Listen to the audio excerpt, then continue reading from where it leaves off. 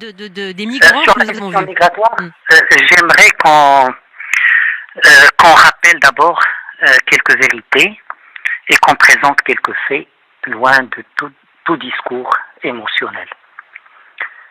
D'abord, la première vérité, c'est que le Maroc n'est pas obligé, n'a pas vocation ni obligation de protéger des frontières autres que les siennes. Le Maroc n'est ni le gendarme, ni le concierge de l'Europe pour protéger des frontières qui ne sont pas les siennes.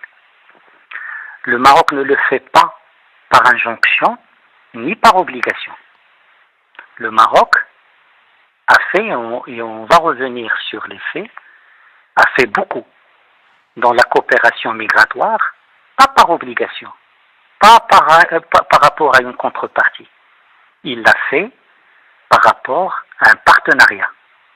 Un partenariat entre le Maroc et l'Espagne et un partenariat entre le Maroc et l'Union européenne. Mais le partenariat n'est pas à la carte. Le partenariat ne signifie pas signifie d'abord qu'on prenne bien les intérêts stratégiques des partenaires. Tout à fait, Nasser Bourita. Il ne s'agit pas de nier ses intérêts, on va y venir dans le détail, mais je voudrais simplement qu'on soit clair, car vous recevez aussi de l'aide financière de la part de l'Europe pour maîtriser ces flux migratoires. La question de l'émotion, Nasser Bourita, de ces images, est-ce qu'elles vous indignent? Est-ce qu'elles traduisent une responsabilité collective aussi? Ces migrants viennent du Maroc et quittent le Maroc pour l'Europe.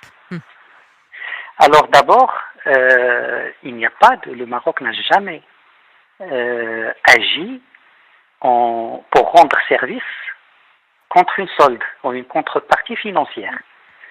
Ce que reçoit le Maroc en moyenne de l'Union européenne ne dépasse pas les 300 millions d'euros par an, soit moins de 20% du coût assumé par le Maroc dans le cadre de la lutte contre la migration. Oui, car c'est un problème international, absolument. Est-ce que vous pouvez simplement répondre à ma question, Nasser Bourita, sur ces images? On n'est pas dans l'émotion. Je voudrais juste savoir si elles vous indignent.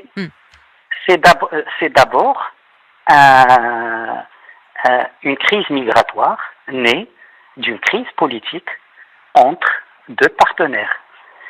Et j'aimerais revenir sur des faits, parce que ce Maroc méchant qu'on essaie de présenter pour détourner. Non, personne n'essaie de présenter le méchant, le passé. Vous êtes là justement pour vous expliquer. Non, voilà. Alors vous savez que durant les 4 dernières années, le Maroc a démantelé 8000 cellules de trafic d'êtres humains. Que le Maroc a avorté 14 000 tentatives de migration clandestine, dont 80 tentatives d'incursion ou d'assaut sur la ville de Ceuta. Le Maroc a échangé avec l'Espagne plus de 9000 informations sur la migration clandestine. Oui, vous êtes dans une politique de bon voisinage et de partenariat. Non, mais le bon voisinage n'est pas à sens unique. Le bon voisinage n'est pas une responsabilité du Maroc et une liberté de ses partenaires d'agir contre ses intérêts. Il y a une crise ouverte, il y a un conflit clairement avec Madrid aujourd'hui. Alors il y a la question de l'hébergement pour soins sanitaires du chef de la milice et du Front Polisario. Il y a aussi le problème du Sahara occidental. Ces sujets vous concernent étroitement, mais dépassent les opinions européenne et internationale. Voilà pourquoi je vous pose la question de ces individus et voilà pourquoi l'Europe vous accuse de chantage à la migration. Que répondez-vous à ces accusations, monsieur? Comme je l'ai dit, le problème est mal posé. C'est comme si le Maroc avait une obligation d'agir pour protéger l'Europe. Le Maroc n'est pas obligé. Le Maroc le fait en partenaire et le partenariat a des fondements. Le partenariat est réciproque. Il est fondé sur une compréhension des intérêts des uns et des autres. Oui, et ça veut dire que si les intérêts ne sont pas compris, vous ouvrez les vannes migratoires?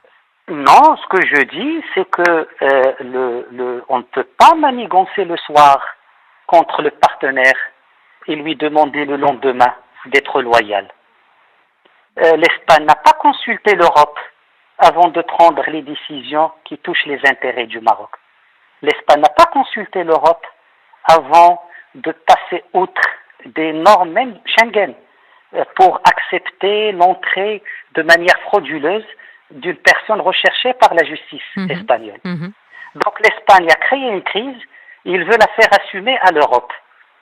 L'Espagne est le partenaire direct du Maroc lorsqu'il s'agit de questions migratoires. Aujourd'hui, où en sont les relations diplomatiques, monsieur le ministre des Affaires étrangères du Maroc, avec votre partenaire espagnol? Contrairement à ce que dit madame la ministre espagnole, il n'y a pas de contact entre le Maroc et l'Espagne depuis le déclenchement de cette crise. Et contrairement à ce qu'il dit, le Maroc n'a jamais été informé de la venue de cet individu. Aujourd'hui, le Maroc pose des questions simples. Est-ce qu'il est normal, dans un état de droit, par rapport à un partenaire comme le Maroc, de falsifier un passeport, d'usurper une identité pour faire entrer quelqu'un sur le territoire européen? C'est un homme que vous recherchez, le chef des milices séparatistes du Front Polisario, je le dis parce que ce n'est pas clair. Est-ce qu'il est normal que ce monsieur est poursuivi en Espagne par rapport à 4 plaintes? Une plainte de viol d'une citoyenne espagnole, une plainte pour terrorisme d'une association des victimes du terrorisme espagnol des îles Canaries, une plainte pour torture. Ça veut dire, monsieur Bourita, que tant que ce problème ne sera pas résolu, que l'Espagne ne vous aura pas recontacté, ce partenariat pour vous et ces relations de bon voisinage ne tiennent plus? Le Maroc fait la distinction entre des relations très bonnes avec l'Union européenne et avec l'ensemble des pays, la quasi-totalité des pays membres de l'Union européenne, et une crise bilatérale née d'une attitude hostile de l'Espagne par rapport au fondement de ce partenariat. Alors je vous pose une autre question. Oui. C'est qu'on essaie de détourner le débat. Alors, il y a quand même une réalité. Une crise marocaine Monsieur le ministre, qui n'existe pas. Il y a une réalité qui s'impose, c'est qu'il y a à peu près 1500 mineurs qui sont passés du Maroc sur l'enclave de Ceuta et que, en vertu de la loi, ces mineurs ne peuvent être ni accueillis, ni renvoyés dans leur pays d'origine. Ils sont aujourd'hui en errance sur ce territoire à quelques kilomètres du royaume du Maroc. Que faire de ces mineurs? Que leur dites-vous et leur sort vous préoccupe-t-il encore ce soir, monsieur Bourita? D'abord, vous connaissez les positions du Maroc sur le statut de Ceuta. C'est pas le sujet et ce n'est pas le moment. Mais par rapport à ça, c'est un problème que le Maroc discute de manière franche avec beaucoup de pays européens dans le cadre de sa responsabilité. Le Maroc, au cours des dernières années, l'Europe n'a jamais entendu parler de ce front ouest de ses frontières. Ce n'est pas parce que ce n'est pas une voie empruntée par les réseaux de migration clandestine. C'est parce qu'un pays déploie 20 000 de ses forces de sécurité, pris de la sécurité des Marocains, pour agir en partenaire.